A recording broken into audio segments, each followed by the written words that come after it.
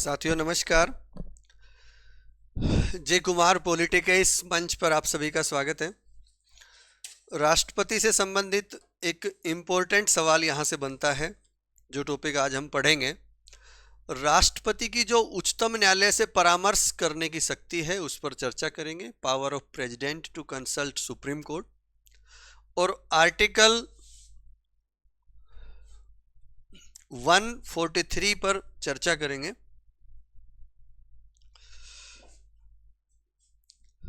अनुच्छेद 143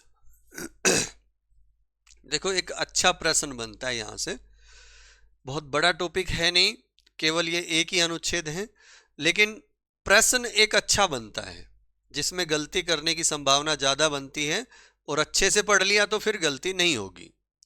तो अनुच्छेद 43 में दो खंड हैं मुख्य रूप से, और दो में पहला जो खंड है वो ये कहता है कि अगर किसी भी समय राष्ट्रपति को ये प्रतीत हो कि भाई ऐसा कोई विधि का या कोई तथ्य का प्रश्न उत्पन्न हो गया है, या ऐसा कोई प्रश्न उत्पन्न होने की संभावना है जो सार्वजनिक महत्व का है, और उस पर सुप्रीम कोर्ट की राय जरूरी है।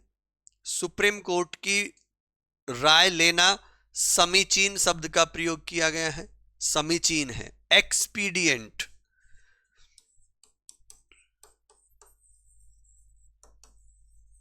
ये शब्द है, हिंदी में इसके लिए समीचीन शब्द लिखा हुआ है। समीचीन साधारणतः हमारे बोलचाल की भाषा में प्रयोग हम नहीं करते हैं, तो ये कह सकते हैं कि उचित है, वांछनीय है, आवश्यक है, ऐसा आप समझ सकते हो। तो यदि किसी भी समय राष्ट्रपति को ऐसा लगता है कि विधि या तथ्य का ऐसा कोई प्रश्न उत्पन्न हो गया है या होने वाला है जो कि सार्वजनिक महत्व का है और उस पर सुप्रीम कोर्ट की राय लेना जरूरी है, तो वह उस प्रश्न को विचार करने के लिए सुप्रीम कोर्ट को निर्देशित कर सकेगा, और फिर उसके बाद सुप्रीम कोर्ट उस पर सुनवाई करेगा। सुनवाई करने के पश्चात जो वह ठीक समझता है, राष्ट्रपति को उस पर अपनी रिपोर्ट दे सकेगा या अपनी राय दे सकेगा। तो यहां पर सकेगा शब्द का प्रयोग किया गया है, तो यहां पर हमें यह समझना है कि यह बाध्यकारी नहीं है।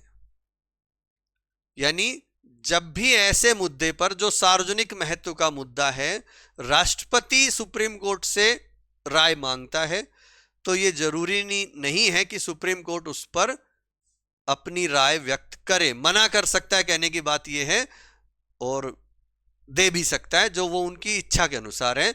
अगर वो देना चाहे तो राय दे सकता है, मना करना चाहे तो मना भी कर सकता है। सीधी सी बात ये समझो कि राष्ट्रपति सार्वजनिक महत्व के किसी भी प्रश्न पर सर्वोच्च न्यायालय की राय मांग सकता है, और ऐसे मामले में सर्वोच्च न्यायालय अपनी राय दे सकता है, लेकिन बाध्यकारी नहीं है। यानी सर्वोच्च न्यायालय के लिए राय देना जरूरी नहीं है।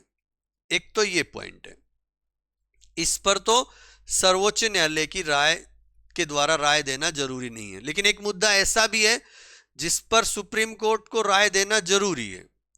यानी कोई भी राष्ट्रपति, ये मान के चलो कि आप कोई भी ऐसी संधि हुई है, कौन सी संधि, जो संविधान के प्रारंभ से पहले। अब देखो, संविधान के प्रारंभ शब्द की जब भी चर्चा आए तो आप इसको समझो 26 जनवरी 1950। यानी 26 जनवरी को क्या हुआ था, 1950 को संविधान प्रारंभ हुआ था। यह कह सकते हैं संविधान लागू हुआ था। तो इस तारीख से पहले कोई समझौता हुआ है, कोई संधि हुई है, कोई भी वचनबंध है, कोई सनद है, कोई लिखत है भारत सरकार की, तो ऐसे मुद्दे पर, और जो भी करार हुए हैं, संधि समझौता जो भी है, वो संविधान प्रारंभ होने के बाद भी लागू है। इस तारीख से पहले कोई संधि समझौता हुआ था और वो ही संधि समझौता बाद में भी लागू है। उस मुद्दे पर राष्ट्रपति चाहे तो सुप्रीम कोर्ट की राय उस पर ले सकता है, और सुप्रीम कोर्ट के लिए जब निर्देशित कर देगा राष्ट्रपति, तो फिर सुप्रीम कोर्ट ऐसी सुनवाई के पश्चात जो वह ठीक समझता है, यानी अपने हिसाब से जो सुनवाई करेगा, उसके बाद अपनी राय प्रतिवेदित करेगा, यानी करेगा शब्द लिखा है, वहां सकेगा लिखा था, तो कर सकेगा, यहां लिखा है करेगा, तो करेगा का मतलब फिर बाध्यकारी है। तो संविधान में इस तरह स्पष्ट नहीं लिखते हैं कि बाध्यकारी है, लेकिन उस भाषा से ये हमें अर्थ निकालना पड़ता है कि ये बाध्यकारी है या नहीं। तो ध्यान रखना, सार्वजनिक महत्व का कोई भी मामला है तो फिर सर्वोच्च न्यायालय के लिए बाध्यकारी नहीं है।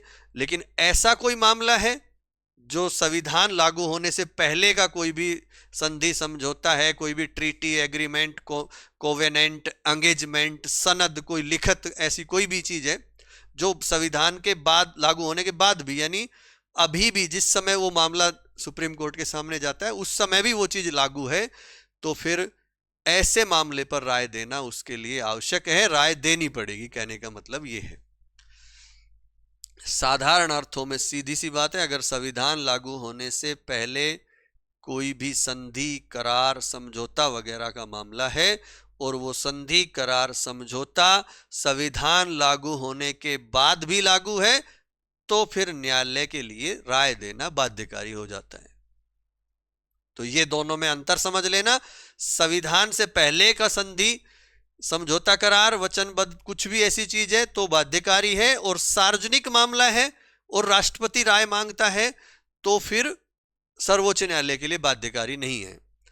एक चीज यहां पर ध्यान रखना, इन दोनों मामलों में सर्वोच्च न्यायालय में तो अंतर कर दिया है कि राष्ट्रपति को वो अपनी राय दे सकेगा और एक राष्ट्रपति को अपनी राय देगा। तो एक मामले में कंपलसरी, एक में कंपलसरी नहीं है।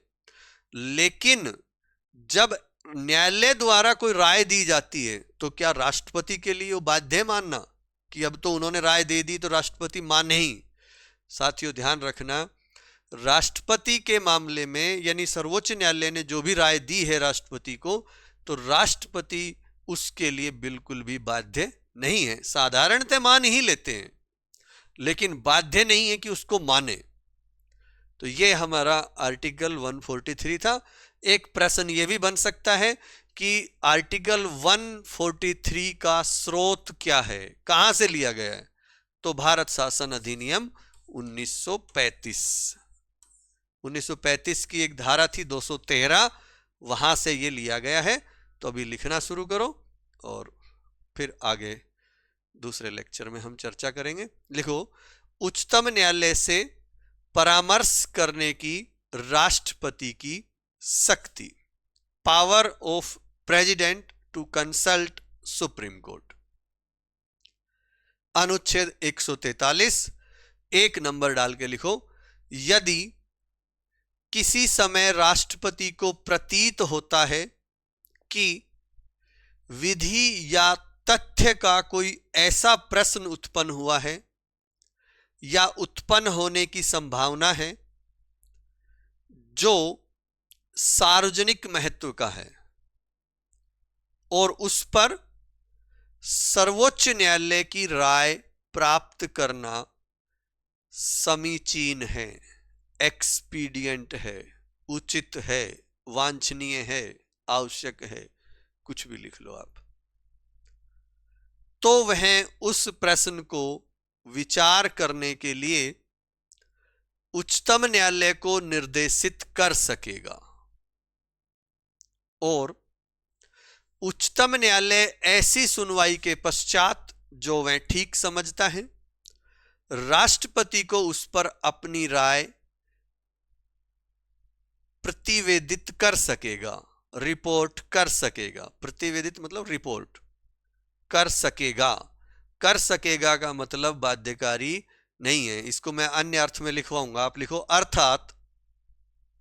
साधारण अर्थ में, देखो दोनों अर्थ में लिखना जरूरी है, इसलिए आप लिखो अर्थात राष्ट्रपति सार्वजनिक महत्व के किसी प्रश्न पर सर्वोच्च न्यायालय की राय मांग सकता है और ऐसे मामले में सर्वोच्च न्यायालय अपनी राय दे सकता है, लेकिन सर्वोच्च न्यायालय के लिए राय देना बाध्यकारी नहीं है।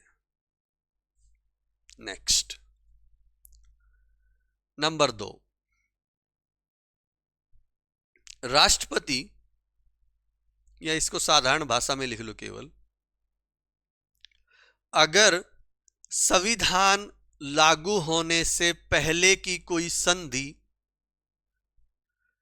करार, समझौते वगैरह का मामला है, या ये सारे लिखना चाहो तो लिख लो, संधि के ब्रैकेट में ट्रीटी, करार के ब्रैकेट में लिख लो एग्रीमेंट, समझौता कोवेनेंट, वचनबंध एंगेजमेंट, सनद, सनद ही है या लिखित जो भी है का मामला है, और वह संधि, करार या समझौता आदि संविधान लागू होने के बाद भी लागू है, तो ऐसे मामले में सर्वोच्च न्यायालय राष्ट्रपति को अपनी राय देने के लिए बाध्य है। तो ऐसे मामले में सर्वोच्च न्यायालय राष्ट्रपति को अपनी राय देने के लिए बाध्य है। नेक्स्ट, नोट डाल के लिख लो, सर्वोच्च न्यायालय द्वारा दी गई सलाह को मानने के लिए राष्ट्रपति बाध्य नहीं है। नोट, सर्वोच्च न्यायालय द्वारा दी गई सलाह को मानने के लिए राष्ट्रपति बाध्य नहीं है। और एक लाइन और लिख लो, अनुच्छेद 143 का स्रोत भारत शासन अधिनियम 1935 की धारा 213 है। धारा 213 है। तो साथियों, ये आज का टॉपिक था। नेक्स्ट लेक्चर में आपसे चर्चा करेंगे।